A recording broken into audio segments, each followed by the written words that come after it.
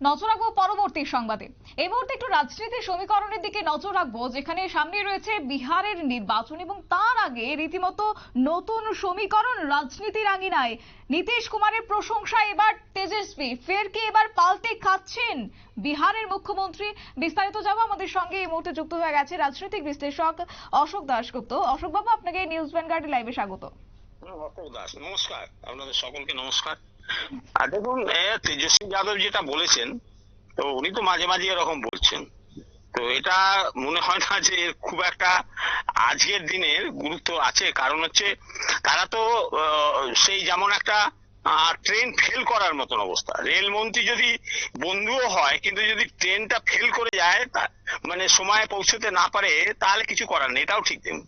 India জোটে তো ছিলেন, নীতিশ কুমার ছিলেন, কিন্তু তাকে যেভাবে একেবারে হিউমিলিয়েট করে তাকে মমতা ব্যানার্জি এবং কংগ্রেসের মল্লিকার্জুন খার্গে, এমনকি লালু যাদব, তিনিও যেটা করেছেন, তো সেই জায়গা থেকে নীতিশ কুমার আবার কেন সেখানে যাবেন? তার তো আজকের এনডিএতে যে মর্যাদা পাচ্ছেন এবং তার পার্টিকে যে মর্যাদা দিচ্ছে, যেমন ঝাড়খণ্ডের কথাই ধরুন, ঝাড়খণ্ডে এনডিএ জোটের মধ্যে থেকে নীতিশ কুমারের পার্টি তারা একটা এমএলএ সেখান থেকে জিতিয়ে নিয়ে এসছেন, যেখানে একটা ভালো পজিশনে আছেন।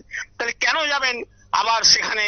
সেই জায়গাটা ছেড়ে তিনি এই যে দল, এই জোট, ইন্ডিয়া জোট, সেই ইন্ডিয়া জোটের তো কোনো মানে মাথা মুন্ড নেই। কারণ যে মমতা ব্যানার্জি একরকম কথা বলেন, তার স্বার্থের জন্য কথা বলেন, শুধু পশ্চিমবঙ্গ নিয়ে তার চিন্তা এবং পশ্চিমবঙ্গের গদি নিয়ে তার চিন্তা।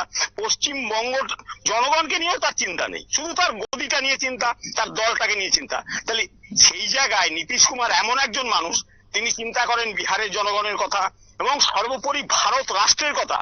ভারত রাষ্ট্রকে যারা টুকরো টুকরো করে দিতে চায়, সেই টুকরো টুকরো গ্যাংয়ের সঙ্গে নীতিশ কুমারের কোনো সম্পর্ক নেই, এটা তো সকলেই জানেন। তো আমার মনে হয় না যে এই তেজস্বী যাদবের এইসব কথায় নীতিশ কুমার কোনো গুরুত্ব দেবেন। আচ্ছা, তো সেই জায়গায় দাঁড়িয়ে কি মনে হচ্ছে, প্রশান্ত কিশোরকে আটকাতেই কি এবার নতুন করে হাত মেলানোর চেষ্টা করছেন নীতিশ তেজস্বী? কি মনে হচ্ছে?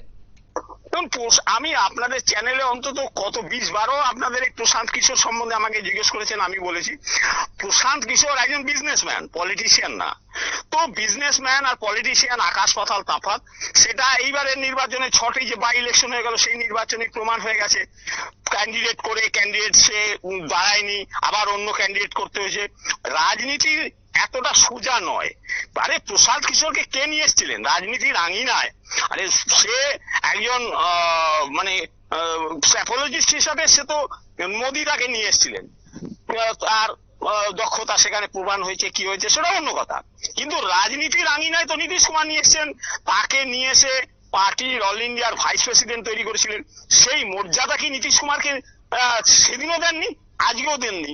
যেখানে রাজনীতিতে যেখানে একটা কি হয়, একটা আনুগত্য ঠিক নয়, মানে একটা পরস্পরের প্রতি একটা সৌহার্দ্যের সম্পর্ক থাকা দরকার। সেটাও তো, যাকে এত বড় একটা পদ দিলেন, পার্টির ভাইস প্রেসিডেন্ট করলেন জনতা দল ইউনাইটেডের, সেই প্রশান্ত কিশোর কি করলেন না, সেই পশ্চিমবঙ্গে জনতা দল ইউনাইটেডের একটা ইউনিট আছে, সেখানে প্রেসিডেন্ট ছিলেন।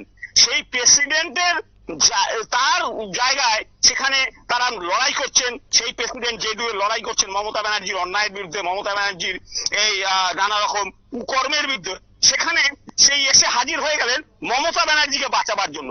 এরকম একজন স্বার্থপর মানুষ প্রশান্ত কিশোর। সেই প্রশান্ত কিশোরের জনগণ, বিহারের জনগণ, আমি আগে বলেছি আপনাদের, রিজেক্ট করে দিয়েছে, আবারও তাকে রিজেক্ট করবে। প্রশান্ত কিশোর কোনো ফ্যাক্টর নয়। একেবারে ধন্যবাদ আপনাকে। আমাদের সঙ্গে ছিল রাজনৈতিক বিশ্লেষক অশোক দাস, বিস্তারিত বিষয় তুলে ধরেছেন এবং কার্যত বিহারের নির্বাচনী দিনক্ষণ যত এগোচ্ছে ততই কিন্তু সমীকরণটা পাল্টাতে শুরু করেছে। তারই মধ্যে এবার নীতিশ কুমারের প্রশংসায় রয়েছে তেজস্বী এবং নতুন করে কি আরো একবার পাল্টে খাওয়ার চিত্র লক্ষ্য করা যাবে বিহারে, এই নিয়ে কিন্তু প্রশ্ন তুলছেন এবার রাজনৈতিক মহলের একাংশ। নিয়ে নিচ্ছি ছোট্ট একটি বিজ্ঞাপন বিরতির, সঙ্গে থাকুন।